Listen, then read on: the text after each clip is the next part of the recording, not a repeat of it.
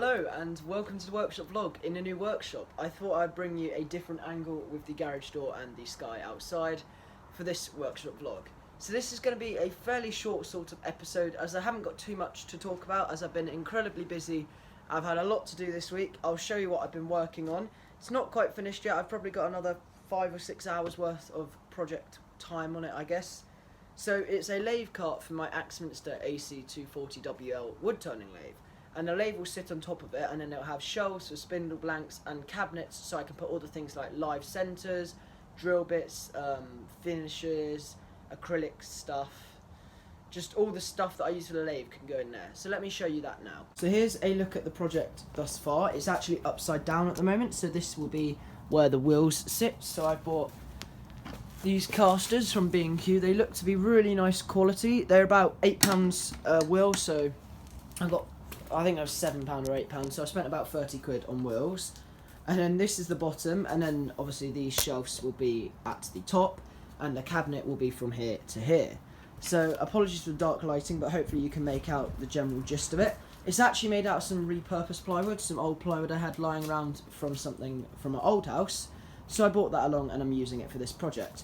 I have actually done that beam there, but because I was trying to slide in these panels, I had to take that beam out, although I actually cut that panel wrong, so I had to, because it's like quite a difficult fit, I had to actually cut it inside there to get it back out. So I'll use that for another project, but basically it's quite complicated because you've obviously got to account for this beam here and also these bits here. So it's quite a difficult little project, but I've got the wood here to use on it, and it should be done by next week, so that the video can be out in about a week and a half's time. So as I said, shelves will go here, a cabinet here for all of my sort of things like live centres, as I said, the drill chucks, kitchen roll, wax finishes. I'll have wood turners blend hanging on here, and I'm planning on the cabinet doors to have some sort of banner maybe or something like that. So I'm thinking I could have a design and make banner, and maybe on the side I have a wood turners blend sort of showcase wall. I don't know. I'm gonna have a think about that though. If you're interested in purchasing any of Wood Turners Blend, it's available via Etsy. I'll leave a link in the video to this. So in terms of the projects I want to do, this metal workbench I want to give a quick restoration to. I've got this lovely record vise here which I want to restore, and then I've got the Woden one which is sitting there. I want to sort out all of this stuff in here, move my bike out of the way. I need to sort up there. That Clark metal hanging cabinet needs to be put on the wall. The walls need to be boarded, insulated, and that sorted. The roof needs some more of this plasterboard stuff on it. The back wall needs boarding, and so does this wall. So that's all got to be done. Hopefully it shouldn't take too long. And then I need to get rid of all this, which will all go in our loft when we've got that boarded up as well. I've got all of this plywood here and some bits of CLS timber there. I've got some more scrap wood here, so all of that will be useful for all of my upcoming projects. But this plywood here and those big boards are going to be used to make this lovely workbench from. I can't wait to finish this workbench. I think it's going to be a massive help for the new workshop. And to be honest, it's one of my favourite things I've built so far. I think it's just going to be such a great project to use, purely because of its size, its portability and things like that. So I can do wood turning in the garden now because I can just sort of wheel this along once it's on the wheels, which would be a huge help. In terms of other things I want to get done across the next sort of few weeks, I'm going to start producing in each workshop vlog. I'm going to have sort of a list of what I want to get done next week, so I'll probably try and work out a way where I can have that actually displayed on the screen so you guys can see what I want to get done each week. So in terms of what I want to get done this week, as I said, I want to finish that lathe car, and to be honest, that's it for this week. I want to get that finished, I want to edit that video and get that out. And then the next week, I don't really have much I want to get done particularly. I wouldn't mind doing a bit more organisation in here, starting to get rid of stuff. I want to work out, do some CAD drawings and things like that, design this place basically.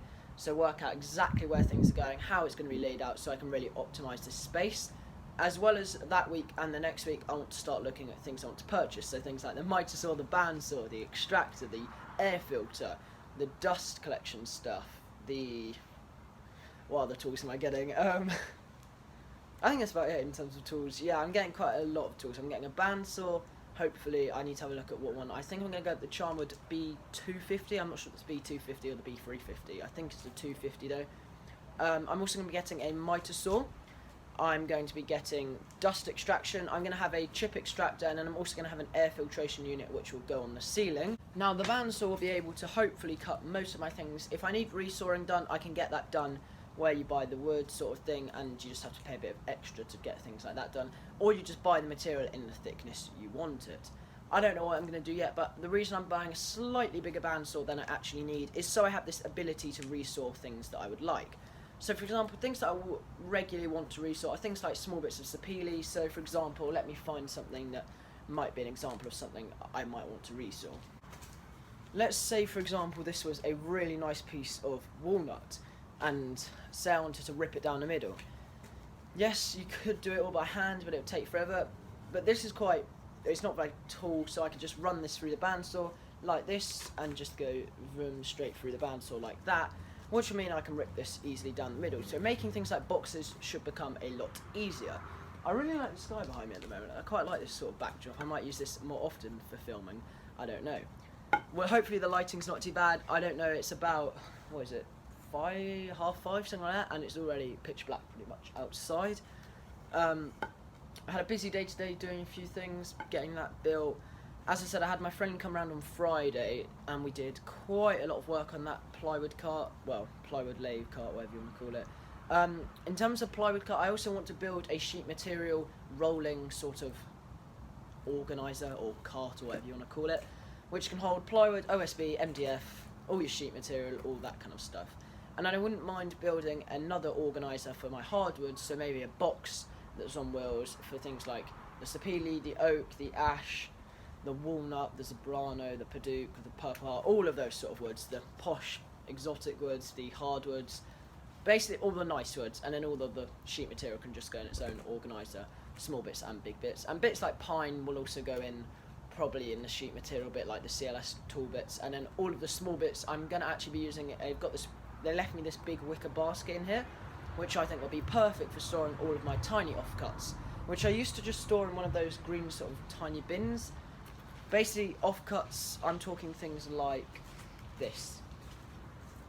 I would usually hold on to things like this, and they would just go in my green bin thing, but now they can just be chucked into a wicker basket, which should make life a lot easier. So that wicker basket would probably hold a few hundreds of bits like this size. And I keep them all because I have actually, believe it or not, used a lot of these kind of bits. It got a little bit cold with the garage door open, so I've decided to shut it.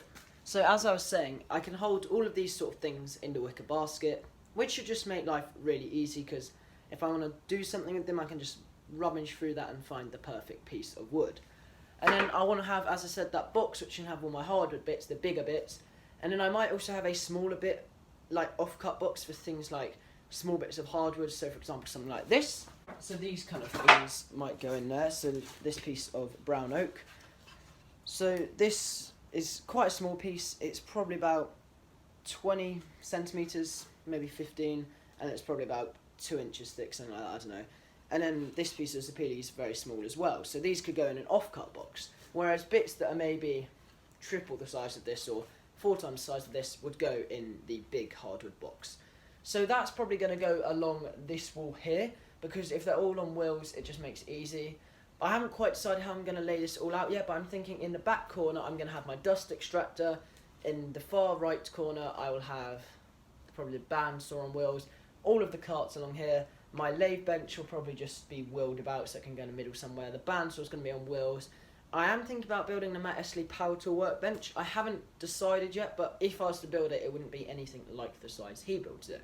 I'd probably build it so basically about, I don't know, half the size, or maybe a little bit less than that, maybe 2/3 the size, I don't know. But I'm not going to build it to the full size if I was to make it, because that's just too big for what I need. So I'm going to have a look at doing that, but I don't know whether I'm necessarily going to make it yet. I hope you've enjoyed watching this workshop vlog. As always, if you have any suggestions, comments, feedback about this workshop, or just in general, please let me know. Thank you very much for watching. I hope you've enjoyed this video.